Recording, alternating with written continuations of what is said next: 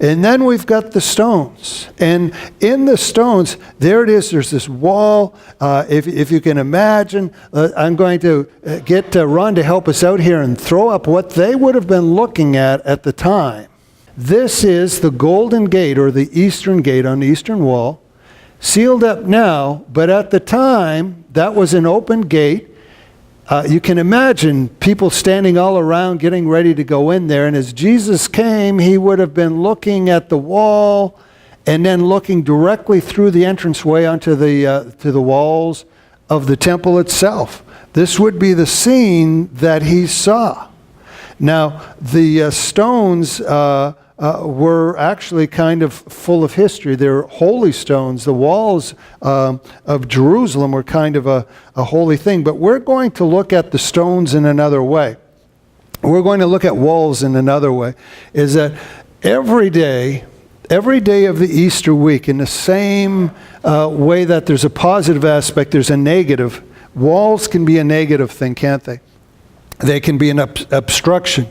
When you can't get through to somebody, what do you say? It's like banging my head on a brick wall, or is talking to a brick wall. We understand walls as obstacles. Well, every day in the Easter account, there were challenges. There were obstacles that were going on. There was a wall between people and God that was being forged or being breached in some way. It had to be faced. So we're going to look at the wall in that respect, into the stone from that respect. What were the obstacles on each of the days as we went along? And it was a different thing for each group. But just imagine, they're all dealing with the wall here. You can just envision all those people waving branches around the base of that wall, and as he's entering in towards the city, you can imagine the Pharisees even up on the top of the wall, literally looking down their nose at the mob and saying, "Tell those fools to shut up. They're going to get us all killed," going on about all this Messiah stuff. And then Jesus, as he says, "If I told them to be quiet, the very stones would cry out." What stones? The stones of the city wall, filled with history on how, and faith, and how they have the stones of the temple itself. Those stones would cry out. So there they are, these stones, these walls, and some of the walls are not good walls; they're obstructions. The wall we're looking at on this day is the wall of the mind. The wall of the mind. What is going on in the mind at the time, the minds at the time, separating people from the actual truth, the presence and effect of God. What was the wall in between?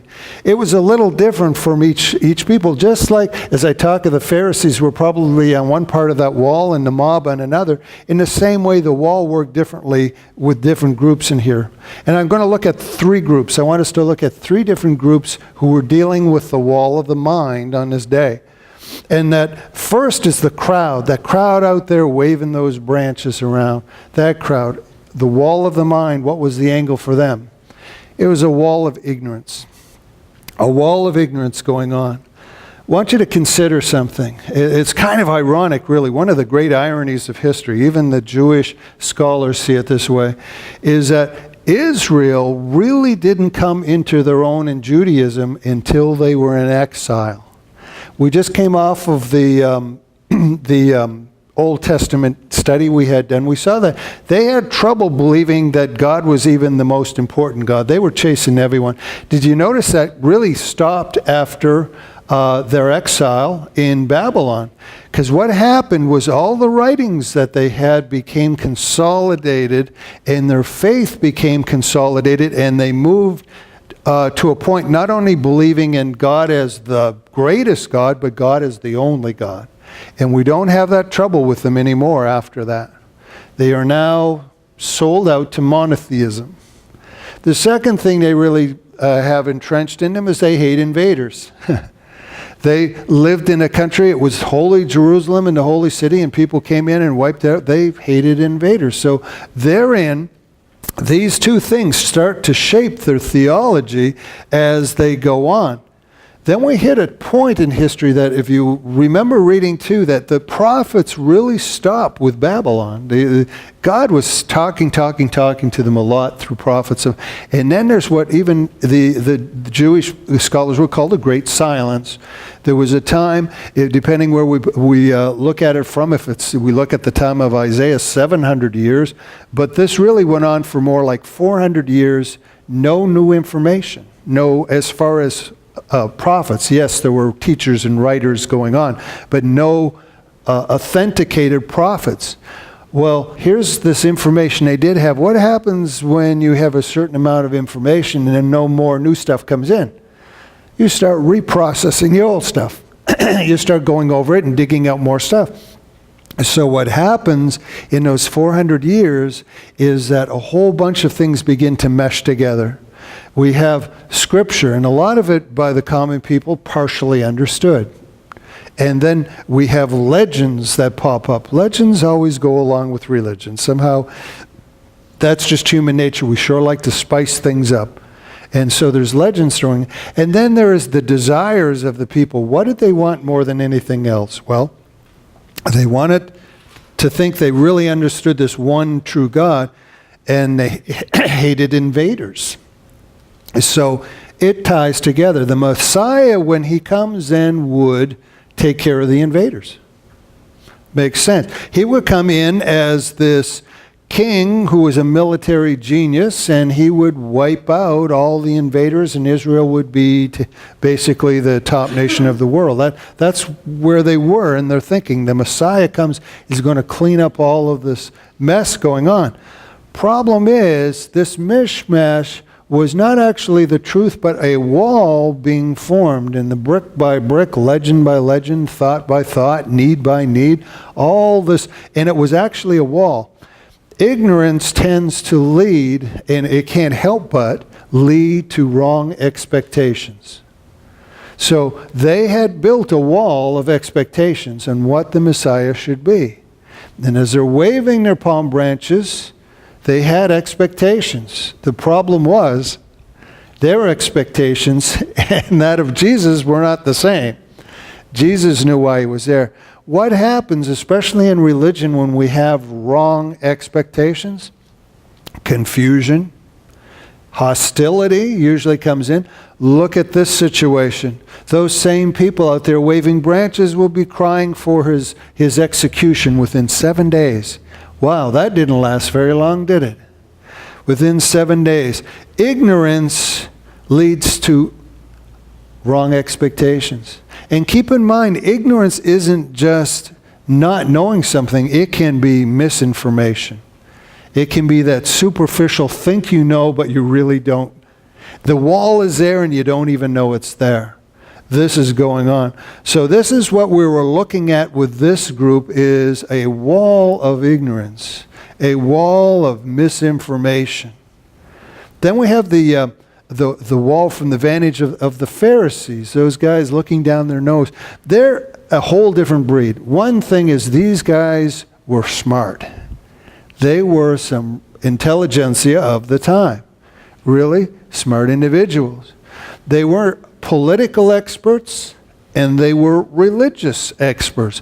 They really had a handle on what was going on around the world. They realized that the nation of Israel was on the precipice of oblivion. It wouldn't take much and they wouldn't be around anymore. And in fact, that's pretty well proven. Within 70 years, Israel doesn't exist anymore. So they were acutely aware of the situation around, and they had a very inflexible yet deep understanding of who the Messiah was in their own way. Their wall was actually thicker than the crowd's because it was cemented in all this study and expectation on just how it should happen. That in with this acute awareness of the physical situation. So while the crowd on their wall was saying, God save us now, but do it the way we want you to, this group was saying, God, we're really waiting for you, but now's not the time. The whole thing was, now's not the time. The Romans are too twitchy. Even if the Messiah comes, now's not the time. We don't need to be talking about any king. Caesar's, he's not too happy with that stuff. Now's not the time. Wow. I wonder how much of our nation and our culture and our church is actually on that wall and dealing with that wall. Interesting. Two interesting surveys when you look at them together. ABC, the television people, they did a survey, and according to their survey, they said 83% of the nation identifies with some sort of Christianity in some form. 83%. Another study done by the Hartford Institute of Religion Research claims that 20% of people actually go to church. 20% actually go to church. And we were bringing this up, I wonder why, what's the theory? Why is that the case? As we were talking that in the first service, I'll even give a kudos to Debbie. She came up with her, hey, you notice then when you get into church, it's 20% of the people do all the work, so it's kind of like scales down and down. It's a pretty good observation there. But why? 80%, over 80%, yes, oh yes, we believe God coming, yes, God, we're waiting on you. And 20% actually doing anything about it. It comes down to priority. Just take this one indicator of where you are in your faith. Where are you on a Sunday morning? For some people, now is not the time. I've got other priorities that I'm acutely aware what's going on in the world. Sorry, yes, God, I really want to meet with you, but now is not the time. We've got every empty seat we're looking at here is a now's not the time seat. A lot of us still on that wall. You kind of get the trend going on here is as we talk about these walls that were the very first entry of the Messiah into mankind. We're still building the same walls. The same kind of walls going on. Now's not the time wall. In God, yes, but do it my way. And then there's a third wall that get built up, and it wasn't by the outsiders or the fringe people in the crowd. It wasn't by the religious experts who were cemented in their own ways like the Pharisees. It was by Christ's own people, his own disciples. And they were building their own wall. We call this wall maybe a wall of misunderstanding. And it is maybe the most insidious of all the walls, this wall of misunderstanding. I'll give you an example, an actual illustration of how this wall was being formed in those days. Mark 8:31 starts like this, and he began to teach them that the Son of Man must suffer many things and be rejected by the elders and the chief priests and the scribes and be killed and after 3 days rise again. Keep in mind, this is before they ever reach Israel or Jerusalem, before they ever come to Jerusalem. And so Scripture, doing what it does, says it straight out, and he said this plainly. You can't get any clearer than this. He said, I'm telling you, I'm going to suffer, I'm going to be rejected, I'm going to die. He tells them plainly. And then we get the reaction to the plain truth of the situation. And Peter took him and began to rebuke him. Interesting thing, isn't it? To sit back a little bit, ponder that a little bit. Now, Peter believed Jesus. He didn't think Jesus would lie. He thought he was the Messiah. So he wouldn't be lying. He was a Messiah, so he shouldn't be mistaken either. And yet he rebukes him.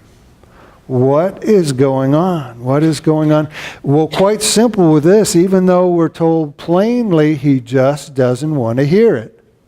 He just doesn't want to hear it. It's a case of serious selective hearing, I guess is what you call it. He just wants to hear what he wants to hear. Why? Because some of the truth offends our human sensibilities. Some of the things aren't all that inspiring to us. In fact, they're downright offensive, and so we kind of put them to the side. Is that much different than the mentality today? But just consider a few things. For one denomination removes the word blood from all their hymns. Why? Well, that's kind of offensive. Let's not get gory. That's offensive to our sensibilities there. Others will compromise on things to stay relevant.